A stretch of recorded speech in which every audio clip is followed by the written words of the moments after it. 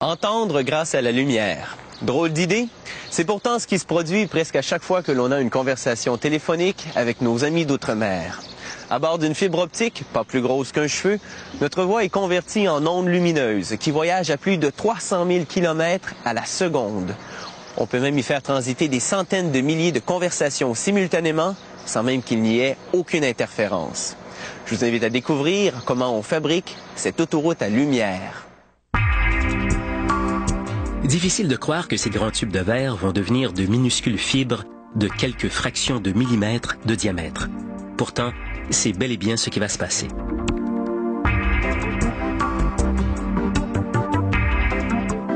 On commence par un petit bain à l'acide fluorhydrique.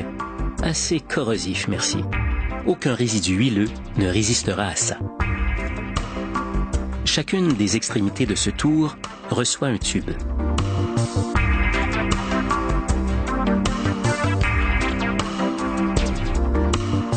Pour agrémenter ces quelques rotations, une belle flamme d'hydrogène et d'oxygène fait monter la température de plusieurs degrés. À 2000 degrés Celsius, les deux tubes fusionnent ensemble. Le fruit de cette rencontre est vite amené dans un autre tour. Cette fois, le tube recevra un mélange de gaz pendant qu'il traverse un brûleur. Parmi ces gaz, on retrouve du silicone liquide, ainsi que du germanium, un élément qu'on utilise comme semi-conducteur dans les appareils électroniques. On chauffe les gaz pour provoquer une réaction chimique. Cette réaction laisse des traces, une suie blanchâtre à l'intérieur du tube. Elle fondra à son tour sous l'effet de la chaleur.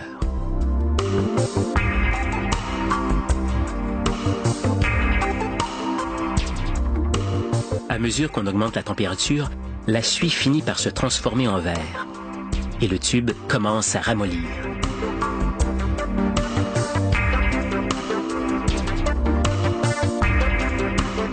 La chaleur devient tellement intense que le tube s'effondre sur lui-même pour combler le vide à l'intérieur. La structure interne de notre fibre optique est alors complétée. Reste à lui faire subir une petite cure amaigrissante.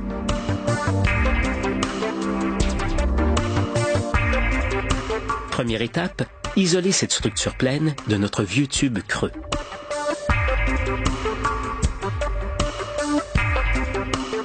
On la soumet ensuite à cet instrument de torture, une machine qui l'étirera jusqu'à lui donner sa forme finale.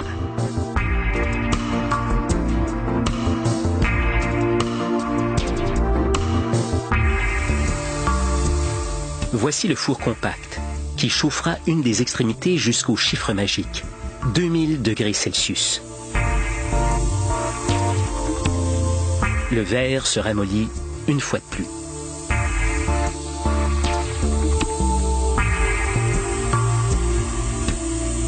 La gravité est de son côté.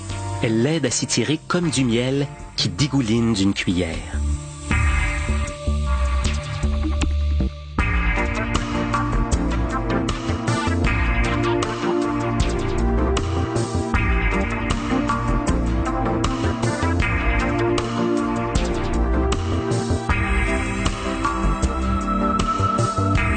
Mais à un moment donné, il faut aider un peu cette force naturelle.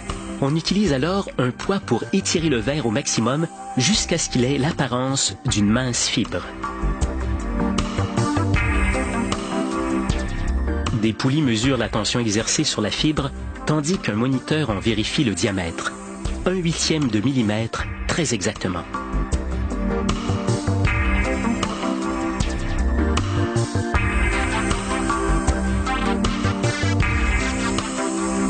Après un petit traitement protecteur aux rayons ultraviolets, on enroule la fibre sur un tambour. Soit on l'expédiera telle qu'elle, soit on la mettra dans des plus gros câbles. Les câbles de fibre optique coûtent cher à produire, mais ils sont plus petits et plus légers que les bons vieux câbles de cuivre. Et surtout, ils transportent pas mal plus d'informations à la fois en restant à l'abri des interférences. En prime, les conversations qui s'y promènent peuvent difficilement être mises sous écoute, sans qu'on s'en aperçoive.